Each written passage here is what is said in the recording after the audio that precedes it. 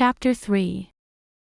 Gwen's eyes flew open just as the early morning sun appeared through the window. Her natural body clock was amazing. She was up at 6 a.m. every morning, no alarm necessary. It was a throwback from her childhood, where her retired Air Force father kept things going with military precision. There was no oversleeping in the Taylor household. The only time it wasn't a blessing was when she had fallen into bed after 2 a.m. that very morning. It took her a moment to orient herself. She looked at the compact room as the light of late fall started to illuminate everything. There were old clippings from newspapers that printed 100 years ago on the wall. Palmer Ridge had been a mining town, as had most of the small mountain towns that now dotted the Colorado high country landscape. Next to the window was a faded, yellowed picture of two stern-looking men with long mustaches standing next to a donkey. Sarah and Riku certainly liked to keep the theme going. She reached for her phone, laughing at how automatic that was. Maybe she really did need to figure out a way to slow down and relax. Life was so high stress, last night had been a real balm to her spirit. Last night. She was still sifting through the evening in her head. It had been a long time since she'd felt so connected to anyone. Milo was smart, that was for sure. There were only a few guys that could keep up with her in the brains department, and he was one of them. And Milo was so safe. Physically, he took up a good amount of space, he was solid, but there was something about him that was just as solid emotionally. Even though he was a virtual stranger, she felt protected when she was with him. Crazy girl, quit that. You are your own protector, you don't need a man to do that for you. Gwen repeated the phrase that had been her mantra for years out loud. She knew she didn't need a protector, but she was starting to feel like she needed Milo. Maybe feeling protected wasn't the point, maybe it was the feeling of belonging that was doing it. Whatever it was, she was both excited and nervous to see him again today. That's when she realized she had no idea how she was going to see him again today. She didn't have his phone number and had no way of reaching him. She instinctively picked up her phone. "Well, Mr. Milo Gray, let's see if we can find any dirt on you, shall we?" she murmured to herself as she sat up to devote her full attention to the task at hand. After an hour of aggressive Googling, Gwen had a complete picture of Milo's professional life. Satisfied, she headed down to the breakfast room to see what deliciousness Sarah had whipped up for Saturday morning breakfast. Internet stalking Milo was not nearly as fun as spending time with him, but Gwen had discovered all sorts of interesting things. She was not surprised to read about his work for NASA, as well as his multiple graduate degrees. She was surprised to see that he still actively wrote and published academic papers. Even up here in the mountains, he must have kept up with some colleagues in civilization. She smiled to see that he was widely known as one of the foremost experts in the U.S. on astrophysics. She felt a little tug on her heart when she read about his volunteer work, working in a mentor program for at-risk youths in the D.C. area. Unfortunately, she couldn't find anything on his personal life. Damn. Good morning. Sarah appeared with a smile, a carafe of coffee, and a generously large cup. Good morning, Sarah. Gwen felt her face mirroring Sarah's smile. Wow, this small-town friendliness was certainly contagious. So, did you get a view of the northern lights last night? Riku and I went up to the roof, but we didn't see them. Sarah didn't seem nearly as disappointed as Gwen had felt last night. No, Milo said it was too cloudy last night. But tonight is supposed to be clear, so I'm hopeful. I'm really excited to see them. Ah, yes. How did the viewing party with Milo go? Sarah's smile turned into an expectant smirk. It went okay.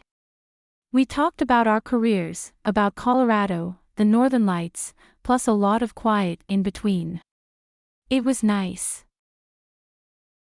We are still talking about Milo, right? He actually talked to you in more than one sentence spurts. Sarah clearly did not believe her. Yes, he can certainly chat your ear off sometimes. I got a little annoyed when we didn't see the Northern Lights. That's when he told me what tonight's weather was forecasted to bring. I appreciate that he didn't hold my crankiness against me. Milo Gray. That's who we're talking about, right? Sarah's eyes narrowed. Of course, why?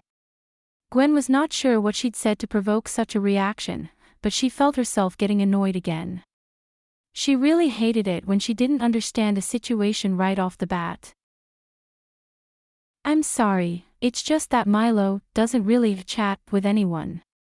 That's just not his style.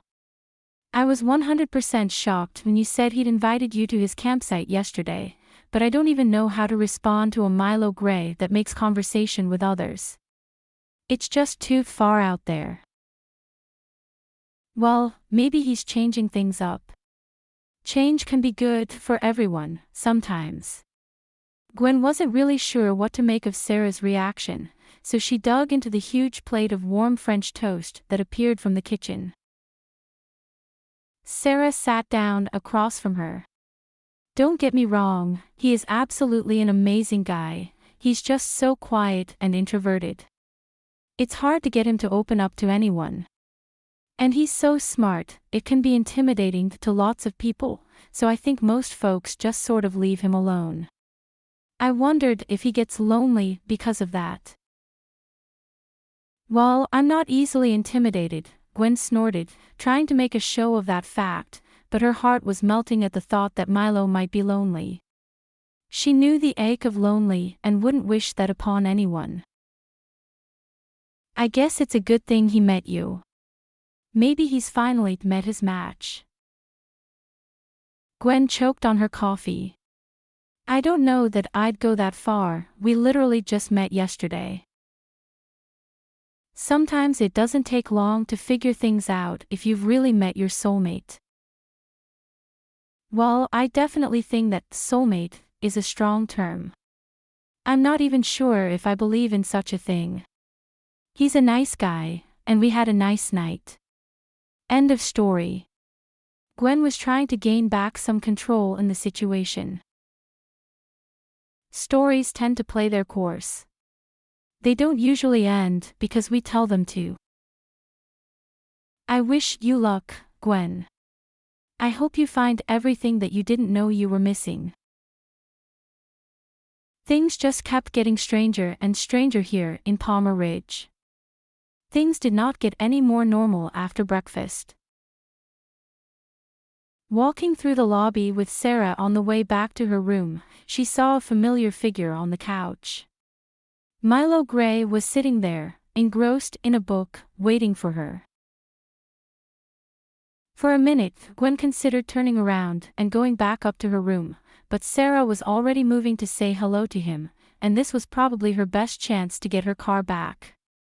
She let out a low sigh as she realized she was just going to have to go where the universe was taking her today. Besides, how bad could that be? Good morning to Milo, Sarah said as she approached him. So nice to see you. He reluctantly looked up from his book and stood to greet her. Good morning, Sarah. Happy Saturday to you, he gave Sarah a nod in return. Good morning, Gwen. Hi, Milo. I'm so glad to see you, I was wondering how I'd get in touch. She smiled at him shyly before looking down at her shoes. She hadn't been this nervous around a guy since high school. I figured you might want your car back. I can take you out there now. He cleared his throat and suddenly became very interested in the vase of fresh flowers on the counter behind her. Sarah looked back and forth at their faces. I think it's time for me to get back to the breakfast room. You guys have a nice day. As she scurried away, her husband Riku walked into the lobby. She grabbed him by the arm, spun him around, and pushed him out the door with some vehemence. Yes, that'd be great, thanks. Gwen tried to bring her attention back to the task at hand. I do need to get ready first, though. Come on upstairs with me, it won't take me very long. Milo shifted from his right foot to his left, then back again. I can just wait down here, I brought a book. He hefted the heavy physics tome at her, as if he was suddenly very interested in showing it to her. Gwen broke into a slow grin, she was very much enjoying his discomfort. No, come on upstairs with me. I just have to do my hair and makeup. 10 minutes, tops. Also, I'd love to do a little window shopping in town before we head back to the campsite, if that's okay. She turned and walked towards the stairs, not waiting for an answer. Silently, Milo tucked his book under his arm and walked up the stairs after her. Seated uncomfortably on the edge of the unmade bed, Milo's eyes searched out all the interesting themed decor in the room. He got up and examined the framed newspaper clippings on the wall as if they were the most interesting things in the world.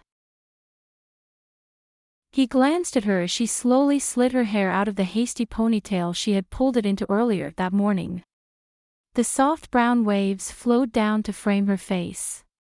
She pulled her brush through them and suddenly thought she heard him stop breathing for a minute.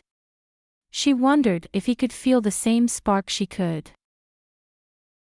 I was so happy to see you this morning. I was just telling Sarah that I might need help out to the trailhead to find my car. And there you were, my knight in shining armor. Gwen though. That sounded like flirting, even to her, and she was decidedly not a flirt. Time to get it together. He was just a guy, she worked with dozens of them every day. She could certainly handle this one. She lined her blue eyes in an even darker blue, and then picked up her mascara.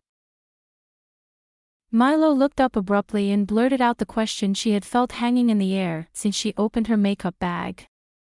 Why exactly are you doing that? Doing what? Putting on my makeup. She opened her eyes wide to get her lashes coated. Yes. Well, if I'm planning on going outside this morning, I certainly don't want to scare anyone. I didn't get a whole lot of sleep last night, as I'm sure you know. She couldn't figure out if he was serious or if he was teasing her. I think that's a wild exaggeration. You're one of the most beautiful women I've ever seen, you don't need makeup to enhance that.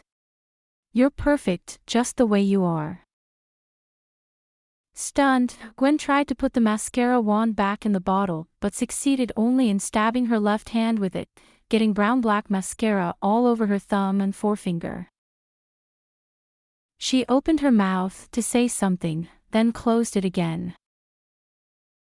No man had ever said that to her in such a simple, honest way.